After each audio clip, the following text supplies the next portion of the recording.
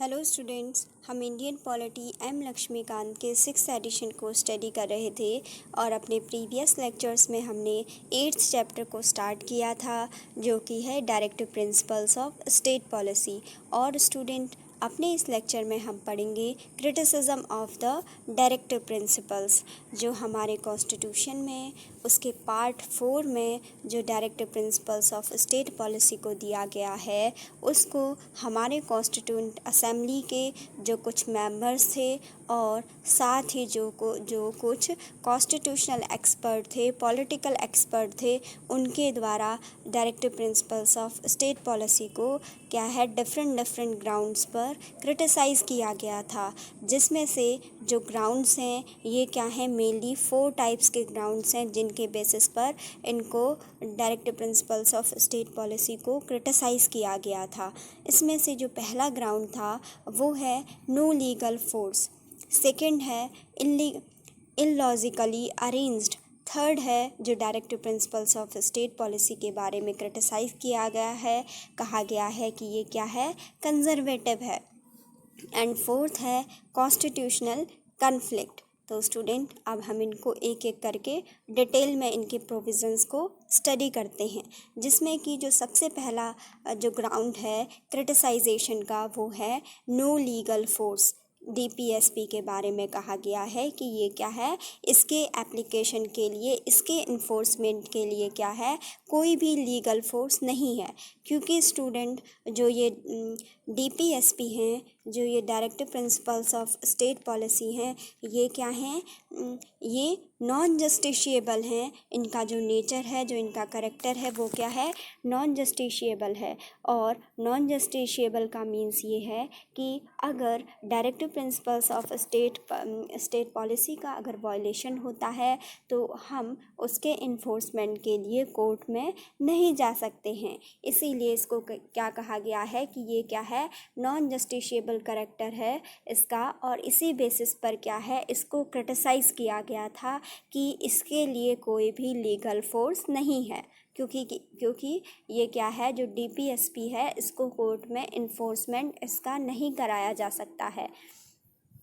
Student, इसके लिए क्या है, एक केटी साह थे, कॉन्स्टिट्यूएंट असेंबली के मेंबर थे, उन्होंने कहा कि ये क्या है, ये जो डीपीएसपी हैं ये पायस सुपरफ्लूटीज़ हैं, क्या है, सुपरफ्लूटीज़ हैं। इनको कहा कि ये क्या हैं, ये क्या हैं, प्योर क्या है, मिस्टेक्स हैं। इन्होंने कहा कि ये क्या है, ये एक क्या है, प्योर गलतियां हैं, and compared them with a check on a bank payable on when the resources of a bank permit. KT Shah ji ने कहा कि ये जो directive principles of state policy हैं, ये क्या है, ये एक पायस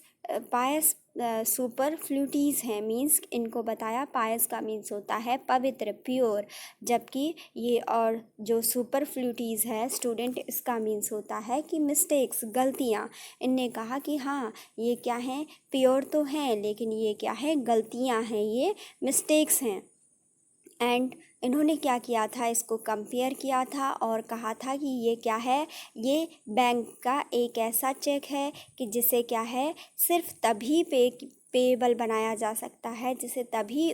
पेमेंट किया जा सकता है जबकि क्या हो, बैंक उसके लिए क्या हो, बैंक में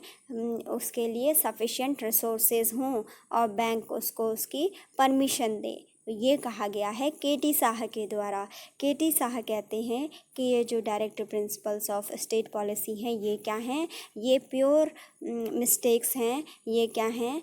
प्योर तो हैं बट ये क्या हैं, गलतियां हैं। और इनको कंपेयर किया गया केटी शाह जी के द्वारा कि ये क्या हैं, एक बैंक के एक उस चेक की तरह हैं कि जिसको क्या है, जो पेएबल तो होता है लेकिन जिसको बैंक के द्वारा जिसका बैंक के द्वारा पेमेंट तो किया जाता है, लेकिन उसके लिए क्या होना चाहिए, बैंक के पास रिसोर्सेज होने चाहिए और बैंक क्या है, अपने रिसोर्सेज को परमिट करना चाहिए कि क्या है, तब उसको पेएबल किया जा सकता है उस चेक को। उस चेक की तरह बताया गया है डीपीएसपी को। उसके बाद बताया गया है कि जो नसीरुद्दीन थे उन्होंने भी क्या किया, directive principles of state policy के बारे में कहा कि ये क्या हैं, no better than the new year's resolution which are broken on the second of January. जो नसीरुद्दीन हैं उन्होंने directive principles of state policy को क्रिटिसाइज़ करते हुए कहा कि जो इसमें क्या है, directive principles of state policy है उसमें जो भी प्रोविज़न्स दिए गए हैं वो क्या हैं, वो न्यू ईयर के रेजोल्यूशंस की तरह हैं, जिसको कि क्या है, हम न्यू ईयर के दिन लेते हैं और जबकि दूसरे ही दिन क्या है, 2 जनवरी को हम क्या है उसको तोड़ देते हैं। मीन्स क्या है कि मान लीजिए, ये सिंपली एक एग्जांपल दिया गया है कि न्यू ईयर पे क्या है, हम कोई रिजोल्यूशन लेते हैं और हम ये कहते हैं कि जैसे मान लीजिए हम ये कहेंगे कि अब क्या है, न्यू ईयर से हम डेली क्या है हाफ एन आवर न्यूज़पेपर को पढ़ेंगे। लेकिन स्टूडेंट क्या है, पहले दिन तो हम पढ़ते हैं लेकिन सेकंड डे ही हमारा क्या है, ये जो हमने अपना शेड्यूल बनाया है वो क्या है, न्यूज़पेपर पढ़ने का, अगर वो डिसकंटिन्यू हो जाता है या ब्रेक हो जाता है तो इसीलिए इसी एग्ज़ाम्पल को हम इस तरीके से नसीरुद्दीन जी ने इस चीज़ को समझाते हुए कहा है कि ये जो डायरेक्टिव प्रिंसिपल्स हैं ये क्या हैं, न्यू ईयर के एक रिजोल्यूशन की तरह हैं कि क्या है, जिसे कि हम न्यू ईयर के दिन बड़े इनकरेजमेंट के संग, बड़े क्या है जॉयफुल मैनर में क्या करते हैं, उसको एप्लीकेबल करने के लिए अपना मन बनाते हैं। लेकिन क्या है, 2 जनवरी के दिन ही हम क्या करते हैं, उसको तोड़ देते हैं, उस रिजोल्यूशन को फॉलो नहीं कर पाते हैं। तो इसीलिए कहा गया है कि ये जो डायरेक्टिव प्रिंसिपल्स हैं ये भी क्या हैं, ऐसे ही प्रिंसिपल्स हैं। उसके बाद स्टूडेंट जो टी कृष्णमाचारी हैं उन्होंने भी जो directive principles of state policy है उसके बारे में कहा कि ये क्या है, ये इनको कहा कि a veritable dustbin of sentiments. T Krishnamachari कहते हैं कि जो ये directive principles of state policy है ये किस तरीके से, ये क्या है, ये सेंटिमेंट्स का ये क्या है, वेरिटेबल डस्टबिन ऑफ सेंटिमेंट्स, जिसमें क्या है एक ऐसी सर्टिफाइड डस्टबिन है जिसमें कि क्या है सेंटिमेंट्स हैं। ठीक है स्टूडेंट, डस्टबिन मीन्स में क्या होता है कि उसमें हम कोई भी कूड़ा डालते हैं। ठीक है, तो क्या है ऐसी चीज़ें जो हमारे लिए क्या होती हैं, यूज़ की नहीं होती हैं, यानी जो भी क्या है यूज़लेस चीज़ें हैं उनको क्या है हम डस्टबिन में डालते हैं। तो इसीलिए कहा गया है वेरिटेबल का मीन्स होता है स्टूडेंट सर्टिफाइड। ठीक है,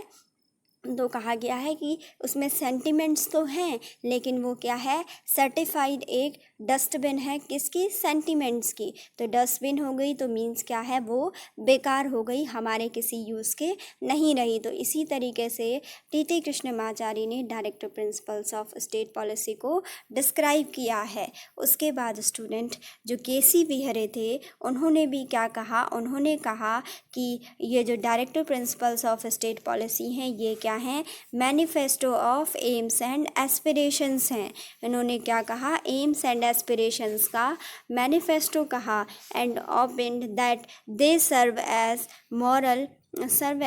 मेयर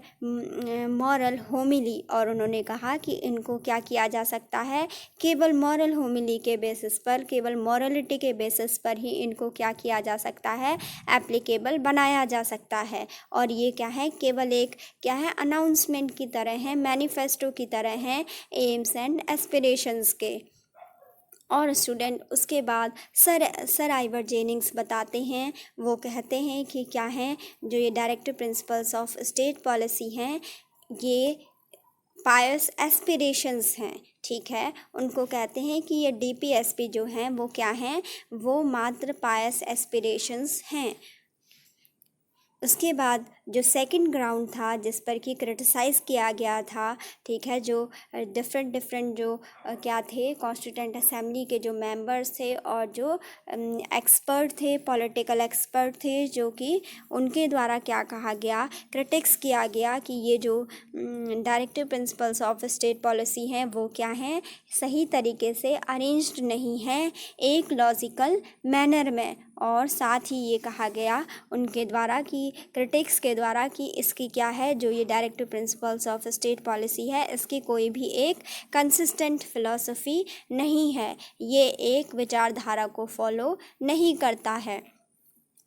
और स्टूडेंट उसके बाद एन श्रीनिवासन जो थे उनके द्वारा कहा गया कि the directives are neither properly classified nor logically arranged. ये कहा गया कि जो ये directive principles of state policy हैं, न तो इनको क्या है सही तरीके से प्रॉपरली इनको क्लासीफाई किया गया है और ना ही इनका अरेंजमेंट क्या है लॉजिकल तरीके से किया गया है। ऐसा किसने कहा था? एन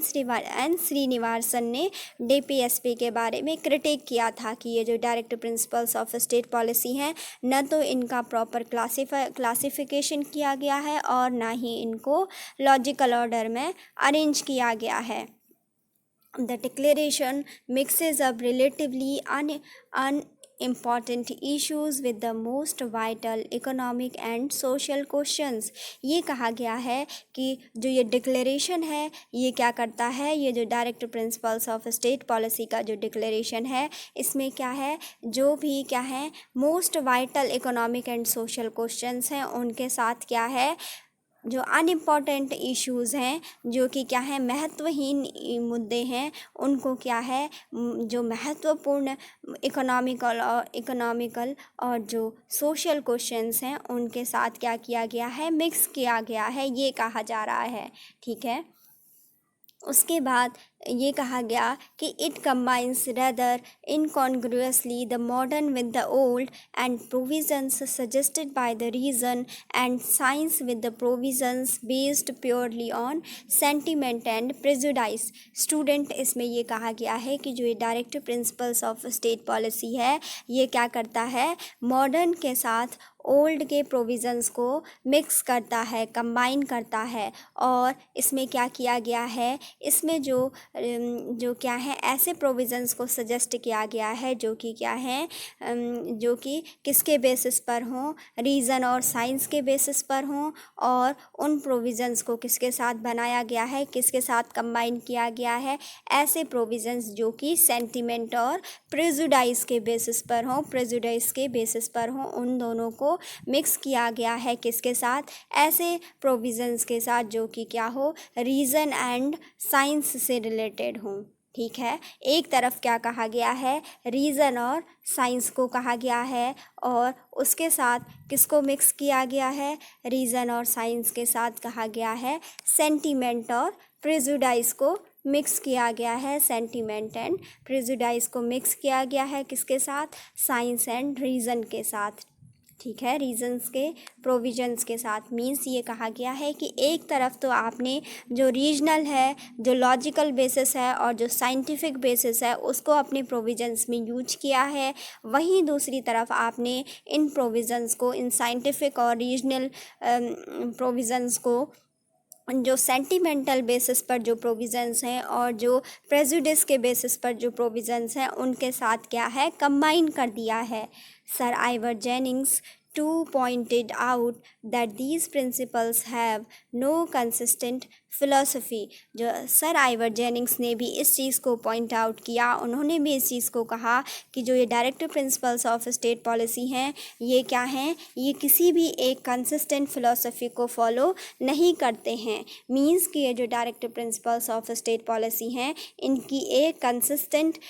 कंसिस्टेंट फिलॉसफी नहीं है, इनकी अपनी एक क्या है पर्टिकुलर विचारधारा नहीं है। ये सर आइवर जेनिंग्स के द्वारा कहा गया था। और स्टूडेंट, जैसा कि मैंने आपको बताया था कि जो हमारे जो directive principles of state policy हैं, ये क्या हैं, इनका जो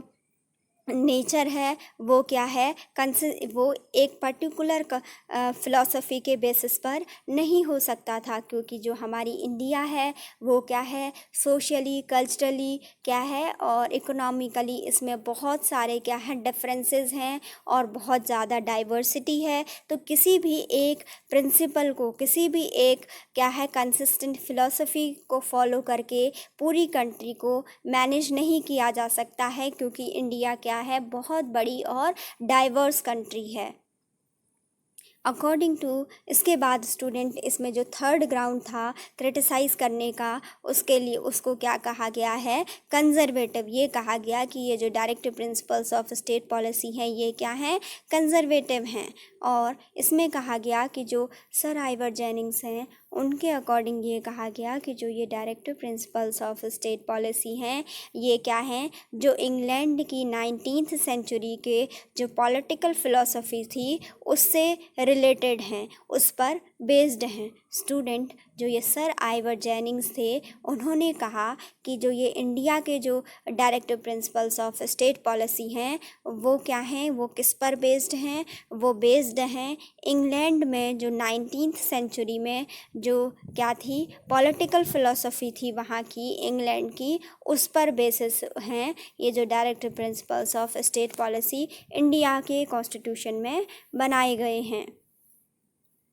He remarked, the ghost of Sidney Webb and Beatrice Webb stock through the pages of the text. ये कहा गया है कि सर आइवर जेनिंग्स ये कहते हैं कि जो सिडनी वेब और बेट्रिस वेब थे ये दोनों क्या थे, ये एक क्या थे, बहुत बड़े सोशलिस्टिक थे। ठीक है, ये सोशलिस्ट थे और ये क्या थे, जो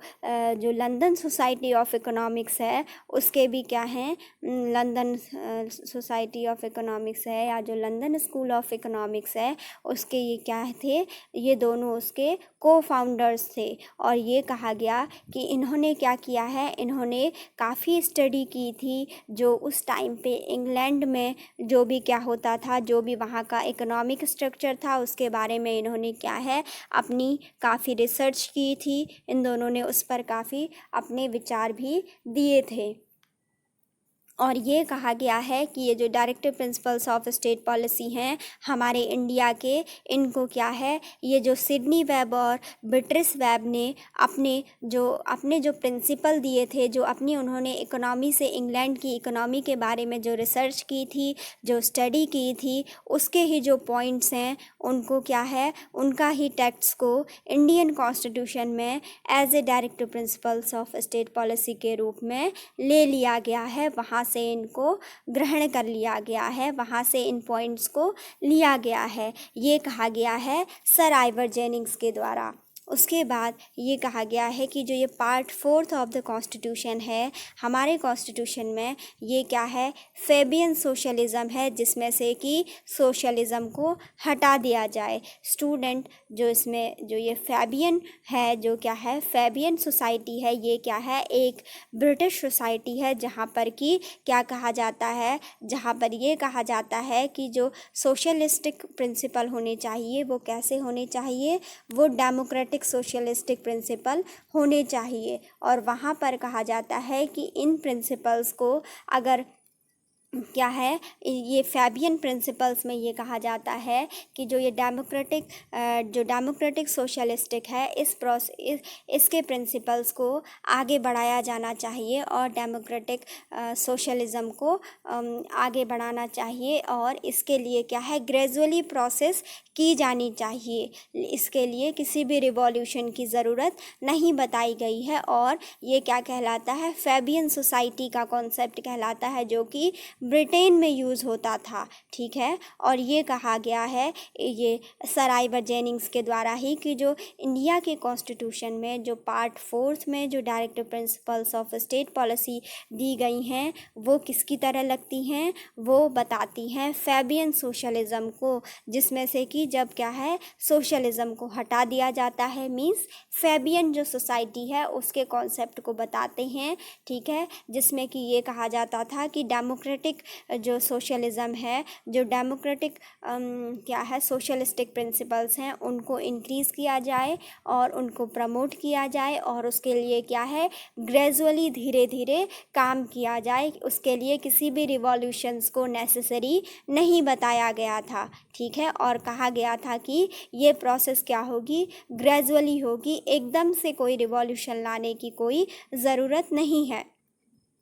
और स्टूडेंट उसके बाद ये कहा गया कि जो इन्हीं की बात हो रही है, जो क्या थे, सर आइवर जेनिंग्स थे। उन्होंने क्या है अपना विचार दिया कि जो ये डायरेक्टिव्स हैं, ये जो directive principles of state policy हैं, ये क्या हैं, ये हमारे इंडिया में क्या है उस टाइम पे जब क्या है middle of the 20th century में सुटेबल थे। कहते हैं कि जो क्या है जो 20th सेंचुरी का मिडल था, जो मिडिल 20th सेंचुरी थी, उस पर उस टाइम के लिए क्या है ये directive principles of state policy क्या है सुटेबल हैं। लेकिन उन्होंने ये कहा कि the question whether they are suitable for the 21st century cannot be answered. Sir Ivor Jennings इस बात को कहते हैं कि ठीक है ये मिड 20th सेंचुरी के लिए तो सुटेबल है, जो इंडिया की जो directive principles of state policy India के कॉन्स्टिट्यूशन में बनाए गए हैं, लेकिन वो इस चीज़ पर क्वेश्चन करते हैं कि क्या है,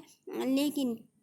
वो कहते हैं कि ये जो directive principles of state policy हैं ये 20th सेंचुरी के लिए भी क्या सुटेबल होंगे, इस क्वेश्चन का आंसर नहीं दिया जा सकता है। ठीक है, वो कहते हैं कि ये क्या है, ये कहा जा बल्कि वो ये कहते हैं कि but it is quite probable that they will be entirely outmoded. कहते हैं कि बल्कि इस चीज़ की ज़्यादा संभावना है कि क्या होगा, ये 21st सेंचुरी में ये जो directive principles of state policy आज इंडियन कॉन्स्टिट्यूशन में बनाए गए हैं, ये क्या होंगे 20th सेंचुरी में पूरी तरीके से क्या हो जाएंगे, आउटमोडेड हो जाएंगे। मीन्स क्या हो जाएंगे, उस टाइम पर ये किसी काम के नहीं रहेंगे। ठीक है, ये कहा गया इन्होंने, आउटडेटेड हो जाएंगे, आउटमोडेड हो जाएंगे।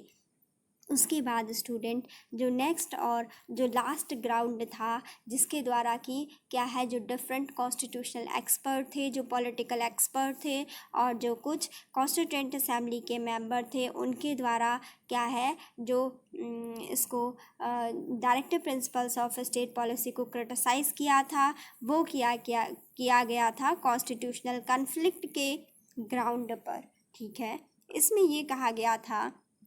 स्टूडेंट, जब हम कॉन्स्टिट्यूशनल कन्फ्लिक्ट की बात करते हैं तो इसमें हम स्टडी करेंगे के संथनम। ठीक है, के संथनम के बारे में कि उन्होंने अपने क्या क्या विचार दिए थे directive principles of state policy से रिलेटेड, जिसमें कि वो बताते हैं के संथनम बताते हैं कि जो ये directive principles of state policy हैं वो क्या हैं,